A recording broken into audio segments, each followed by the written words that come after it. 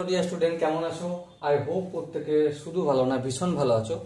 Target 2025 মাধ্যমিক test paper প্র্যাকটিসের আমরা বিভিন্ন স্কুলের কোশ্চেন আনসার প্র্যাকটিস করছিলাম, যেগুলো টেস্ট পরীক্ষায় আসছিল। ওকে, সো এখন আমরা যেটা প্র্যাকটিস করব সেটা হচ্ছে বাগনান আদর্শ বালিকা বিদ্যালয় এইচএস এই স্কুলের টেস্ট পেপারে যে কোশ্চেনটা আসছিল সেটা আমরা টেস্ট পেপার থেকে প্র্যাকটিস করব। প্রথমে আমরা একের দাগের এক একটা করব, পড়ে নিয়ে আমরা একের দাগের একের কোশ্চেনটা কি বলেছে। দেখো কি বলেছে, বার্ষিক R% সরল সুদের হারে কোনো মূলধনের n বছরে মোট সুদ PNR বাই 25 টাকা হলে মূলধনের পরিমাণ অপশন এ 2p টাকা, অপশন বি হচ্ছে 4p টাকা, অপশন সি হচ্ছে p/2 টাকা আর অপশন ডি হচ্ছে p/4 টাকা, কোনটা হবে? ওকে, তো চলো প্রথমে আমরা একটু কনসেপ্ট নিয়ে আলোচনা করি। কনসেপ্ট নিয়ে আলোচনা করার পর তারপর এই কোশ্চেনটা সলভ করব একের দাগের এক। ঠিক আছে, তো আমরা সরল সুদ নির্ণয়ের একটা সূত্র জানি। কি সূত্র? I = PRT by 100। ওকে, এখানে P সমান কি? P সমান হচ্ছে আসল বা প্রিন্সিপাল, এটা আমরা জানি। আর সমান কি? আর হচ্ছে rate of interest. Rate of interest মানে হচ্ছে সুদের হার। সুদের হার। আর টি ফর হয় টাইম বা সময়। ওকে, আর আই মিনস তো সুদ, আই ফর সুদ বা ইন্টারেস্ট। ওকে, এবার দেখো কোশ্চেন আমাকে কি দিয়েছে, বার্ষিক R%। বার্ষিক R% মানে সময় এখানে কত? 1 বছর। 1 বছরের কথা বলা হয়েছে। তারপর সুদের হার কত? সুদের হার এই যে রেট অফ ইন্টারেস্ট ছোট হাতের R%। আর কি বলেছে? n বছর, সরি 1 বছর না, এটা n বছর হবে। n বছরে মোট সুদ। দেখো আমরা কি জানি? আমরা জানি যে I = PRT লিখেছি। হ্যাঁ ঠিক, তাহলে I = P ফর কি হয়? প্রিন্সিপাল। প্রিন্সিপালের জায়গায় আমি এখানে x ধরছি। কোনো অসুবিধা রয়েছে? আই হোপ কোনো অসুবিধা নেই। তাহলে P এর জায়গায় আমি x লিখলাম। আচ্ছা, আর means rate of interest. Rate of interest কত? R%, ছোট হাতের আর, এই আর লিখলাম। টি মিনস টাইমস। টাইম এখানে কত? n, তাহলে ইন্টু n লিখলাম বাই 100 লিখলাম। বলো এই জায়গাটা কি কারো কোনো বুঝতে অসুবিধা রয়েছে? আই হোপ বুঝতে অসুবিধা থাকার কথা নয়। এবারে আবার দেখো শর্ত কি, I = এটা আমরা এই ফর্মুলা থেকে পেলাম। ঠিক আছে, আবার এরা I = বলেই দিয়েছে। কি বলে দিয়েছে? PNR বাই 25, এই 25 লিখলাম। বেশ, নির্ণয় কি করতে হবে? আসল মূলধনের পরিমাণ মানে এক্স এর ভ্যালুটা নির্ণয় করতে হবে। চলো ফটাফট করে সময় নষ্ট না করে এক্স এর ভ্যালু নির্ণয় করতে শুরু করে দিই। দেখো এই দুটো ইকুয়েশনকে নিয়ে কাজ। এক্সটা আমি ডান দিকে বাম দিকে যেমন আছে রেখে দিলাম, কোনো অসুবিধা নেই। তাহলে ডান দিকে যেমন আছে দেখো PNR লিখলাম। অপোজিট সাইড এই আরটা যদি যায়, আছে এক্স এর সাথে গুণের আকার, অপোজিট সাইডে গেলে ভাগের আকারে, তাহলে বাই আর হয়ে গেল। এনটা আছে গুণের আকারে এক্স এর সঙ্গে, অপোজিট সাইডে গেলে ভাগের আকারে হবে। নিচে যেমন 25টা রয়েছে তেমন 25 লিখে দিলাম। আর এই 100টা ভাগের আকারে রয়েছে এক্স এর সাথে, তো অপোজিট সাইডে পাঠালে গুণের আকারে করতে হবে, করে দিলাম। এবার দেখো এই আর কাটা যাবে। হ্যাঁ ঠিক, এই এন কাটা যাবে। হ্যাঁ ঠিক। এবার দেখো 25 1 25, 4 25 100। সো পি এর সঙ্গে যদি 4 গুণ করি তাহলে কি হবে? 4p হবে। তাহলে এক্স এর ভ্যালু কত পেলাম আমরা? 4p। এবার দেখো কোশ্চেনে যে 4টে আনসার দেয়া রয়েছে তার মধ্যে কোন অপশন ঠিক হবে? Obviously option B is the right answer. Okay, বোঝাতে কি পারলাম? আই হোপ তোমরা প্রত্যেকে প্রতিটা স্টেপ এই কোশ্চেনে বুঝতে পেরেছো। যদি কোনো জায়গায় ডাউট থাকে, কনফিউশন থাকে, কি করতে হবে? কমেন্ট সেকশন তো খালি রয়েছে, কমেন্ট সেকশনে জানাও। ওকে, আর একটা জিনিস তোমরা জানাতে ভুলবে না, এরপর যে ভিডিওটা বানাবো সেটা কোন স্কুলের দাগ নম্বর কত হবে। সাপোজ মনে করো এখন আমি বাগনান আদর্শ বালিকা বিদ্যালয়ে 1-এর দাগের করছি, তোমার হয়তো মনে মনে একটা প্রশ্ন আছে, দাদা রামকৃষ্ণ মিশন বেলুর মঠ তার হচ্ছে 5-এর দাগের কোশ্চেন গুলো একটু সলভ করে দাও। তো তুমি সেটা কমেন্টে জানাতে পারো। তার জন্য কি করবে? তার জন্য স্কুলের নামটা লিখে দিও আর দাগ নম্বরটা লিখে দিও, তাতেই বুঝতে পারবো। ওকে, চলো এরপর আমরা 2-এর দাগের কোশ্চেনটা সলভ করবো। 2-এর দাগের কোশ্চেনটা কি বলেছে প্রথমে আমরা মন দিয়ে একটু পড়ে নিই। দেখো 2-এর দাগের কোশ্চেনটা বলেছে x² - 22x + 105 = 0। সমীকরণের বীজদ্বয় আলফা ও বিটা হলে আলফা মাইনাস বিটা এর মান হবে। Option A, B, C, D 4টে অপশন রয়েছে। ওকে, চলো এই কোশ্চেনটা সলভ করার জন্য আমরা প্রথমে কি করব? সমীকরণটা লিখে নেব। দাগ নম্বর দিয়ে দিয়েছি, লিখে নিই। দেখো x² - 22x + 105 = 0। সমীকরণের কটা বীজ? দুটো, একটা হচ্ছে কি আলফা আর একটা বীজের নাম হচ্ছে বিটা। বেশ, এবারে এই দুটো সমীকরণ থেকে আমরা সমীকরণ আর কোএফিসিয়েন্টের মধ্যে একটা সম্পর্ক জানি। কি সম্পর্ক? সম্পর্ক এটাই যে আলফা প্লাস বিটা সমান কি -b/a, মাইনাস দিলাম, মাইনাস বি মানে কি এই যোগ -22টা, তাহলে এখানে -22 হলো। এই মাইনাসটা কেন? সূত্রের -b, আর এই মাইনাসটা কেন? এই বি এর মান। এ মানে কি? এ মানে হচ্ছে x² এর সঙ্গে যে সহগটা লেগে থাকবে সেটা এ।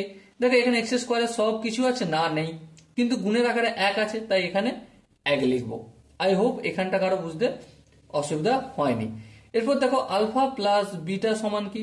মাইনাসে মাইনাসে কি হয়ে যায়? প্লাস হয়ে যায়, তাহলে 22 হলো। আলফা প্লাস বিটা সমান হলো 22। আবার একটা জিনিস জানি কি, যে আলফা ইন্টু বিটা সমান কি? Alpha into beta. Alpha into beta মানে c/a।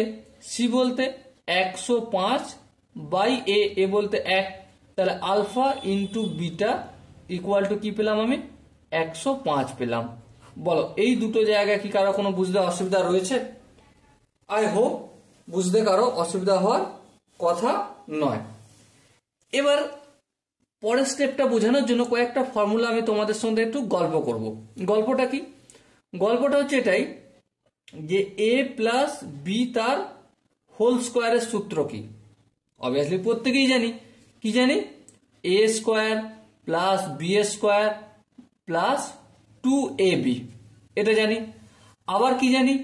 আবার জানি a প্লাস বি তার হোল স্কোয়ার, এই প্লাস 2ab-টা সমান অপরের দিকে আসলে মাইনাস হয়ে যাবে, তো -2ab ইকুয়াল টু ডান দিকে যেমন রয়ে গেল a² প্লাস b², এটা হলো। আই হোপ এই জায়গাটা প্রত্যেকের বোঝা গেছে। এবার নেক্সট আরেকটা সূত্র আমরা জানি। কি সূত্র? a মাইনাস বি তার হোল স্কোয়ার। বলো a মাইনাস বি তার হোল স্কোয়ার সূত্র কি? অবভিয়াসলি এটা আমরা প্রত্যেকে জানি, a² plus b² minus 2ab। ওকে, এবার দেখো এই যে -2ab-টা এটা সমানের ডান দিকে আনলে কি হয়ে যাবে? এবার দেখো এই -2ab-টা এদিকে আনি বা না আনি কোনো অসুবিধা নেই, কিন্তু এখানে দেখো a² প্লাস b² এর মান একটা পেয়েছি। কি পেয়েছি সেটা একটু লিখি। এদিকে যেমন a মাইনাস বি তার হোল স্কোয়ার আছে, রেখে দিলাম। a² মাইনাস b² এর মান হচ্ছে দেখো কি a প্লাস বি তার হোল স্কোয়ার -2ab, তাহলে এখানে a² প্লাস b² এর মান a প্লাস বি তার হোল স্কোয়ার -2ab লিখবো? হ্যাঁ লিখবো, লিখলাম। এবার এখানে দেখো -2ab রয়েছে, এটাও তো লিখতে হবে। হ্যাঁ, এই লিখলাম -2ab। তাহলে আলটিমেট a মাইনাস বি তার হোল স্কোয়ার ইকুয়াল টু কি? a প্লাস বি তার হোল স্কোয়ার।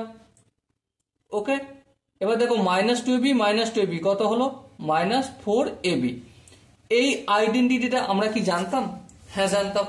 ওকে, তো চলো এই আইডেন্টিটাই একটু এখানে কাজে লাগাই। কি কাজে লাগাবো? যেমন ধরো a মাইনাস বি, সরি এখানে আলফা মাইনাস বিটা তার হোল স্কোয়ার ইকুয়াল টু কি, অবভিয়াসলি আলফা প্লাস বিটা তার whole square minus 4 into alpha into beta. এবার দেখো আলফা প্লাস বিটার মান কত, 22, এই 22 তার হোল স্কোয়ার লিখলাম মাইনাস 4 ইন্টু আলফা ইন্টু বিটার মান কত, 105, দেখো লেখা রয়েছে 105 লিখলাম।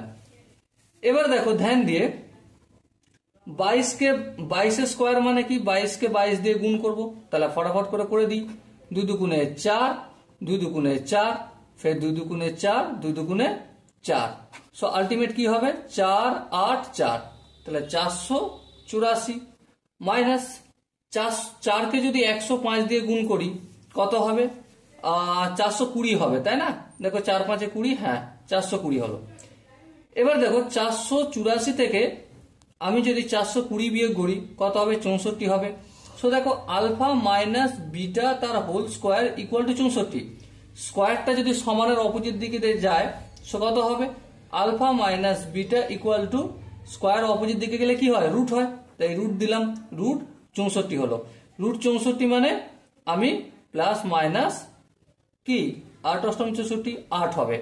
সো দেখো এখানে যে 4টা অপশন আছে তার মধ্যে কোন অপশন ঠিক, obviously option A is the right answer. Okay, so dear student, I hope প্রত্যেকে এই কোশ্চেনের কনসেপ্টটা বুঝতে পেরেছো। যদি কোনো জায়গায় বুঝতে অসুবিধা থাকে, ডাউট থাকে বা কনফিউশন থাকে, কি করতে হবে, কমেন্ট সেকশন তো খোলা রয়েছে, কমেন্ট সেকশনে জানাতে হবে। আর এটাও জানাও সাথে সাথে যে কোন স্কুলের টেস্ট পেপারের কত দাগের কোশ্চেন গুলো সলভ করাবো সেটাও তোমরা কমেন্টে জানাতে ভুলবে না। ওকে, চলো নেক্সট কোশ্চেন, অর্থাৎ 3 দাগের কোশ্চেনটা আমরা একটু পড়ে নেব। দেখো 3 দাগের কোশ্চেনটা যেটা বলেছে প্রথমে পড়ে নিই। এক্স ভ্যারিজেস 1/y হলে এ দেয়া রয়েছে X equal to 1/y, B option দেওয়া আছে y equal to 1/x, C দেয়া রয়েছে x into Y equal to 1, আর অপশন ডি দেয়া রয়েছে x into Y equal to অশূন্য ধ্রুবক। দেখো 3 দাগের কোশ্চেনটা সলভ করতে শুরু করি। ওকে, দেখো দেয়া রয়েছে কি x ভ্যারিজেস 1/y, এটা আমাদের কোশ্চেনে দেয়া রয়েছে, হ্যাঁ দেয়া রয়েছে। তো এখানে x এই ভ্যারিজেস চিহ্নটা আমরা তুলবো, তুলে কি লিখবো, সমান লিখবো, হ্যাঁ ঠিক। কিন্তু সমান লিখতে গেলে আমাকে একটা কাজ করতে হবে, কি করতে হবে, এখানে একটা কনস্ট্যান্ট বা ধ্রুবক আনতে হবে, অশূন্য ধ্রুবক, তাহলে k ইন্টু 1/y লিখলাম, হ্যাঁ ঠিক, এখানটা অসুবিধা নেই। এবার দেখো এই যে ওয়াইটা রয়েছে এটা ভাগের আকারে আছে, সমানের অপোজিট দিকে নিয়ে আসলে কি হবে, গুণের আকারে, তাহলে x এর সাথে y গুণ করব আর k এর সাথে 1 গুণ হয়ে যাবে। সো এবারে দেখো x into Y equal to k কি ধরেছিলাম আমরা, অশূন্য ধ্রুবক, হ্যাঁ অশূন্য ধ্রুবক ধরেছিলাম। তো এখানে কোন অপশনটা ম্যাচ করছে বলো, অবভিয়াসলি অপশন ডি এখানে ম্যাচ করছে, তাই না? So dear student, I hope তোমরা প্রত্যেকে 3 দাগের কোশ্চেনটা সলভ করতে পেরেছো বা বুঝতে পেরেছো কনসেপ্টটা। যদি কোনো জায়গায় বুঝতে অসুবিধা থাকে, ডাউট থাকে বা কনফিউশন থাকে, কি করতে হবে, কমেন্ট সেকশন তো খালি রয়েছে, কমেন্ট সেকশনে জানাও। ওকে, চলো নেক্সট আমরা 4 দাগের কোশ্চেনটা সলভ করব। তার জন্য একটা পেজ চেঞ্জ করে নিই। দেখো 4 দাগের কোশ্চেনটা কি বলেছে প্রথমে আমরা পড়ে নিই। বলেছে দেখো একটি বৃত্তে এবি ও বিসি দুটি জ্যা পরস্পরের অপর লম্ব, বেশ বৃত্তটির ব্যাসার্ধ 5 সেন্টিমিটার এবং এবি 6 সেন্টিমিটার হলে BC equal to option A আছে 8 সেমি, অপশন বি আছে 12 সেমি, অপশন সি আছে 16 সেমি এবং অপশন ডি আছে কোনোটিই নয়। এই কোশ্চেনটা সলভ করতে গেলে প্রথমেই আমাদের যেটা করতে হবে, সুন্দর করে ড্রয়িং আঁকতে হবে। দেখো আমি এখানে প্রয়োজনে একটা ড্রয়িং অঙ্কন করব। প্রথমে আমি একটা বৃত্ত অঙ্কন করব, এই হচ্ছে আমার হাতে আঁকা বৃত্ত আর এই হচ্ছে বৃত্তের কেন্দ্র। এবি এবং বিসি যা দুটি পরস্পর লম্ব, বেশ কোনো অসুবিধা নেই। সাপোজ মনে করো এই হচ্ছে এ বি জ্যা, ওকে। এবারে আর কি বলেছে দেখো, বিসিও জ্যা বিসি লম্ব পরস্পর ওপর। দেখো বিসি এসি আর বিসি, সাপোজ এই এখান থেকে এখান পর্যন্ত বিসি, বেশ, তার মানে এখানটা কত ডিগ্রি? অবভিয়াসলি 90 ডিগ্রি হবে। বেশ, বোঝা গেল। এবার দেখো এবি সমান কত বলেছে? এবি সমান বলেছে 6 সেন্টিমিটার, তাহলে এ থেকে বি পর্যন্ত দৈর্ঘ্য হচ্ছে 6 সেন্টিমিটার। এবার লক্ষ্য করো, বা এখানে একটু ধ্যান দিয়ে অঙ্কন করতে হবে, এ থেকে সি জুড়লাম আমি, ঠিক আছে? জোড়ার ফলে এখানে আরেকটা জিনিস বলছে, আচ্ছা এখানে যেটা বলেনি কেন্দ্রটার নাম দিয়ে দিচ্ছি, ও কেন্দ্রীয় বৃত্ত, ঠিক আছে? এখানে বৃত্তটির ব্যাসার্ধ 5 সেন্টিমিটার, মানে ও থেকে এ পর্যন্ত হবে আমার 5 সেন্টিমিটার, আর ও থেকে সি পর্যন্ত হবে 5 সেন্টিমিটার। এবার দেখো কি বলেছে, বিসি মানে বি থেকে সি পর্যন্ত বাহুর দৈর্ঘ্যটা আমাকে নির্ণয় করতে হবে। বেশ, সো এবারে লক্ষ্য করো 90 ডিগ্রির অপোজিট বাহুটা কি হয়? অবভিয়াসলি অতিভুজ হয়। আর এই এবিটা ভূমি আর বিসিটা যদি লম্ব হয়, এখানে পিথাগোরাসের একটা সূত্র পড়ছে কি, অতিভুজের স্কয়ার। অতিভুজ বলতে ট্রায়াঙ্গেল এ বি সি এর কোণটা 90 ডিগ্রি, অ্যাঙ্গেল বি কোণ হবে 90 ডিগ্রি, তাই না? তাহলে অতএব আমরা কি লিখতে পারি, AC square, AC square equal to AB square plus BC square. হ্যাঁ ঠিক। এবার দেখো এসি স্কয়ার, এসি বলতে কত? এদিকটা 5 সেন্টিমিটার, এদিকটা 5 সেন্টিমিটার, তাহলে কত হলো 10 সেন্টিমিটার, তাহলে 10 এর স্কয়ার। এবার এবিটা কত বলেছে? 6 সেন্টিমিটার। হ্যাঁ ঠিক। এবার 6 সেন্টিমিটারটা যদি সমানের অপোজিট দিকে আনি মাইনাস হবে, এবারে এবি স্কয়ার বলতে 6 এর স্কয়ার হবে ইকুয়াল টু বিসি স্কয়ারটা যেমন পড়ে আছে তেমন থাকলো।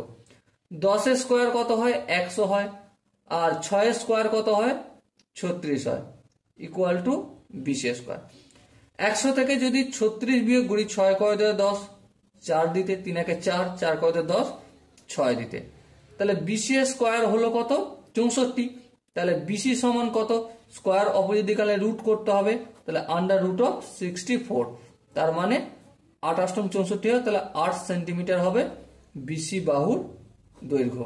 ওকে, সো এখানে যে অপশনগুলো রয়েছে তার মধ্যে আমরা দেখতে পাচ্ছি অপশন এ আছে 8 সেন্টিমিটার, আর ওটাই হবে আমাদের সঠিক আনসার। আই হোপ তোমরা প্রত্যেকে 4 দাগের কোশ্চেনটা বুঝতে পেরেছো। যদি কোনো জায়গায় বুঝতে অসুবিধা থাকে, ডাউট থাকে বা কনফিউশন থাকে, কি করতে হবে? কমেন্ট সেকশন তার জন্য খালি পড়ে আছে, কমেন্ট সেকশনে জানাও। ওকে, চলো নেক্সট আমরা 5 দাগের কোশ্চেনটা সলভ করব। 5 দাগের কোশ্চেনটা কি বলেছে প্রথমে আমরা পড়ে নিই। দেখো 5 দাগের কোশ্চেনটা বলেছে 3π/8 কোণটির সম্পূরক কোণের বৃত্তীয় মান হবে। Option A B C D, 4টা অপশন রয়েছে।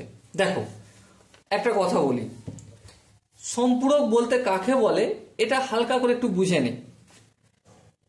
একটা কোণ ধরছি আলফা, আর একটা কোণ বিটা, এই দুটো কোণ সম্পূরক হলে এই দুটো কোণের সমষ্টি হবে 180 ডিগ্রি। এবারে 180 ডিগ্রি কিসের মান? রেডিয়ান মান, কিন্তু বৃত্তীয় মান কত? পাই, এই পাই লিখলাম। আই হোপ এখানটা কারো বুঝতে অসুবিধা নেই। এবারে আমি এখানে দেখো কোশ্চেনে একটা কোণ বলেছে 3π/8, তাহলে ধরে নিচ্ছি এই বিটার মানটা হচ্ছে 3π/8 লিখলাম। তাহলে আলফার মানটা কত বের করতে পারবো? হ্যাঁ, কি করে বের করতে? অপোজিট সাইডে পাঠিয়ে দিই। তাহলে পাইটা যেমন আছে লিখলাম, এখানে প্লাস আছে, অপোজিট দিকে গেলে অবভিয়াসলি মাইনাস হবে, তাহলে 3π/8। একটু যদি ক্যালকুলেশন করি আমি কি পাবো? 8 হবে লসাগু, 8 আর পায়ের সঙ্গে গুণ করলে 8π মাইনাস 8, 8 ভাগ করলে 1, 1কে 3π দিয়ে গুণ করলে 3π হবে। তো এবার দেখো 8π মাইনাস 3π সমান কত হয়? 5π/8। তাহলে আলফার মান আমি কত পেলাম?